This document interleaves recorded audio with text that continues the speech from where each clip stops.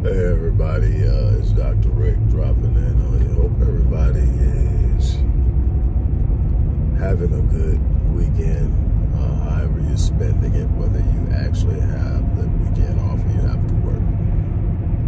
I wish you the best. Hope you close it out on a good note.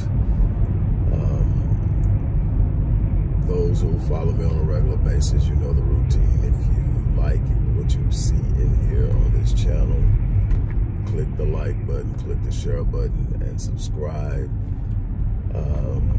If you are a person who knows the work we do in the community with our research center, our program development and implementation components, the countless hours I spend as an advocate and a voice in the Black community, hands-on, boots on the ground, dealing with the socialization of Black men, dealing with cutting the recidivism rate for our incarcerated brothers, dealing with battered women and sexual abuse and mental health and so much more. This is 3 decades of labor. If you believe in it, show some love, show some support, and click the like button.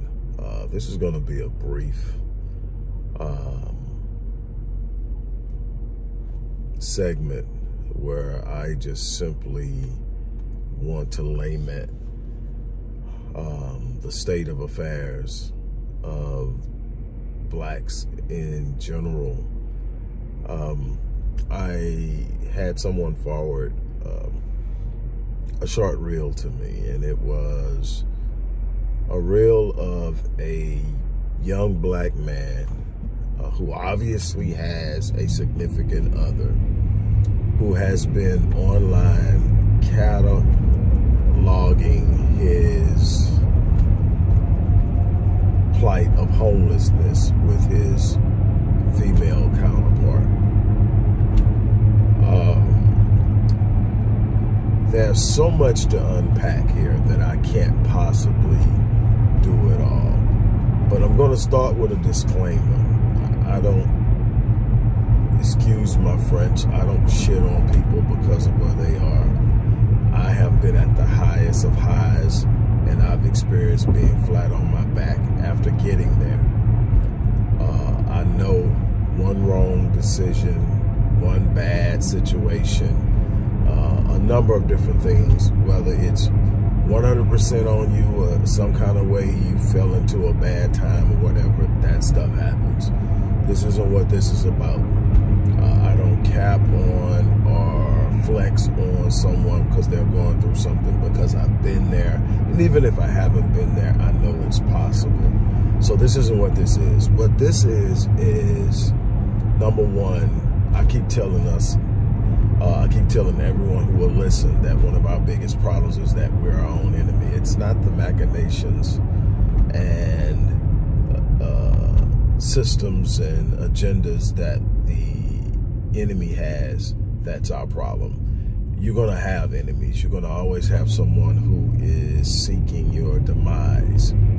Where our problem lies is that we become compliant through our willful ignorance and our unwillingness to seek greater knowledge, to think critical, to seek solutions, to be creative in the development of solutions. And so we tend to float around superficial experiences. And what I mean by that is we tend to have escapism, vicarious living through celebrities and athletes. We tend to get caught up in all of this useless content that floats around the internet that brings no real, true, intrinsic value to the struggle that we say we're in. We say we're in a struggle. We declare ourselves to be quote unquote woke. We talk about all of our awareness, but in all of our awareness, there are no plans, there are no strategies, there are no components and agendas and protocols in place that will allow us to do the things that we need to do to have the things we say we want to have. I've written about this in detail. I've pointed out the things that we can do. I have shown on a small scale based on resource availability. What's possible?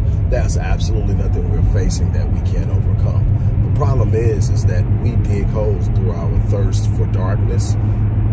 And that leads me back to this man who is cataloging this thing. And what it was is he had been talking about being homeless since March of last year. And he has a female counterpart. He's a black man. I am going to just assume that the woman is a black woman, but I have no verification because the one clip I saw didn't have her in it. And I hope that he has never put her in it. My thing is, I'm real big on this. If you follow me, you know, men, we're supposed to be protectors. We're supposed to be providers. We're supposed to be. It doesn't mean we won't fall on hard times. It doesn't mean that after we have our stuff together and we get with someone that we can't fall on hard times. But we have to be very careful about putting ourselves in situations where we take women through dark channels and channels that they may not have to go through if they were not with us. And I think that that has to be the key of understanding manhood. You know, my thing is, I don't know where it started. I haven't gotten the thing, and so I'm not judging where he's at, but I'm judging his behavior. On number one, his first go-to is, I'm going to catalog my homeless plight. There's nothing to celebrate or catalog about being homeless that you want to sit up and, you know, I mean, catalog, for lack of a better term. You know, it's not something that, there used to be a time that we knew what we should talk about and what we shouldn't. There was a time we knew what belonged close to the vest and what could be shared with the masses. And social media has put us in a place where we want to share everything. We want to put everything out there. Everything is about getting likes, getting shares, going viral. And we don't care how it reflects us, how it reflects the ones we love. First and foremost, as a black man, I've been in bad situations. I didn't catalog it. I stood up, I held my chest out, I bust my ass, I worked my ass off. I did what I had to do to dig out of it. And I didn't go around talking about it and putting it out there, not because I'm ashamed of it. It's because it's a representation of how I see myself. And I see myself, despite my situations, as a black man, a powerful black man. And my situations don't define me. But also I understand that there are people out there that will celebrate it, that will take it out of context, that will use it to be a reflection of what black men are. And that, I didn't want that to be. And so, and with the same point, I don't go around talking about what I do, where I live and all that stuff when I'm on the top of my game. I'm not out there flaunting and pushing and talking about what's going on, and, you know, that's just not how I move. But, you know, the people who know me and just watching how I move obviously know there's a certain level of success in just the things that I've accomplished in my life. Here's my problem. Not only is it a problem that he's out there thinking that it's a good idea to share that experience so that he can get likes, but he's got a woman along he's pulling for it. The other thing is, he got 11 million views when he talked about the fact that he was squatting in a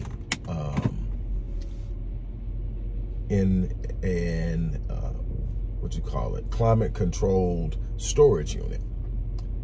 And the thing is that they had got a setup, they had moved furniture in, they had climate control so they weren't exposed to the cold element, they had access to restrooms and water. And what happened? He puts it out there, it goes viral. 11 million people found that interesting enough to watch, to keep up with and follow along with.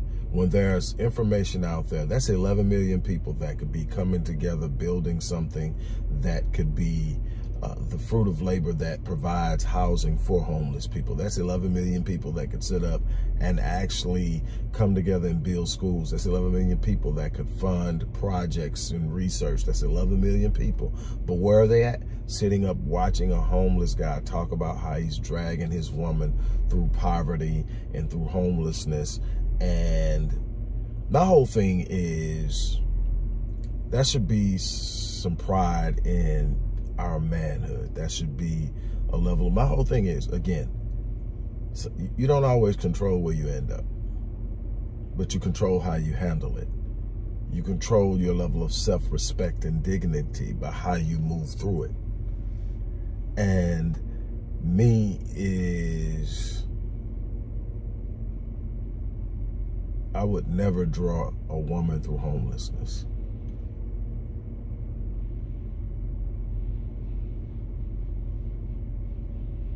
I mean, I can't say what won't happen to me because I know through my own history what's possible. But there has to be a way that you don't draw and bring you. And my thing is, I think I have enough people in my circle that would never allow that to happen to me. Now, I know my pride is that if it's just me, they probably would have to figure out that I'm going through it. That's just how I am, and that's probably something I need to work on. But damn sure not going to happen when I have a wife and a family that I'm responsible for. Again, you don't get to dictate your circumstances. This isn't what I'm talking about. I'm talking about the idea that it's okay that you're out there broadcasting, that you have a woman out there living in a tent, living in a storage unit, getting kicked out of the storage unit, and all of the other escapades that go along with it. And it's not pretty, it's not healthy, it's not safe. There's so much wrong with it, and we're in the thing, and that's just a part of it, because it could be easily he's just not all there. That could be easily it. It could be it. But the 11 million people that has given him an audience is equally of equal concern to me. The 11 million people that think that's the thing to focus on when there's so much other things out there that I get constantly asked, especially when I go off into the things that I have developed expertise in. Generational trauma, epigenetics, adverse childhood experiences, socioeconomic disparities, incarceration disparities, and the things that I have developed an expertise in and lecture in and literally move about in. And people ask me, how is it that you only have 8,000 subscribers? It's because people aren't looking for substance. People are looking for 3 minutes or less of content that makes them laugh, that gives them a feeling of superiority. And it's nothing that makes a person feel better than to see a person doing worse than they are. That's the sad reality, is that most people are looking at it going, man, I thought I was doing bad. And so every day they're going to check in just to make sure he's still doing better than them. And they don't even realize they're doing it, because the truth of the matter is, out of those 11 million people, it's got to be at least 500,000 of them that are capable of ending his situation immediately. And yet, I guarantee you, they're sitting there and they're watching it. And that's one of the problems we have, is that we simply want to know we are doing better than some others, instead of sitting up and saying we can do a whole lot better if everyone has access to the things they need to do better, because then there's strength in numbers, there's stability in unity, and something that we are struggling in. I talk about this incessantly, and I am just baffled at the fact that this is happening. And again, social media does that, though. It has you out there willing to share parts of your life that you probably should be keeping to yourself. It has you out there willing to talk about and put things out there that really isn't going to help you with whatever it is you're dealing with, because most people will simply relish and celebrate your demise, because people literally do not want to see other people do well. generally. And then when you find a good person that does, they're so overwhelmed with trying to help everybody that they are becoming callous in their own right. I'm saying all this to say we are in a place where our thirst for darkness, our thirst for desperation, our thirst for pain and suffering, our thirst for the evil of this place that we tend to gravitate to for whatever reason is destroying us. And if we don't stop, if we don't start to seek the higher road, if we don't start to seek being better, we are going to end up a memory, irrelevant and spoken about in passing. And if you don't think it's possible, I was talking about African Americans specifically, if you don't think it's possible, you probably should study history. You should probably want to read and understand what's going on at the border on the South and why. And I can go on and on and on, but I want to keep my channel. But if you want to know, go to my site, read. I write, I lecture, I offer solutions. I am doing a symposium for free, and we are busing people in and doing a bunch of other things to make sure that people have the resources to what I will be sharing and teaching. And I'm bringing in other bright minds in other areas for a panel discussion after my lecture and presentation and symposium on adverse childhood experiences, generational trauma, and the connectivity to the distrust that we have with law enforcement and how we can bridge that gap, as well as reduce recidivism and create reunification of our incarcerated relatives with the families, because that gap is causing more than just socioeconomic disturbance. And I'm going to go into all of that, and I'm doing all of that at no charge.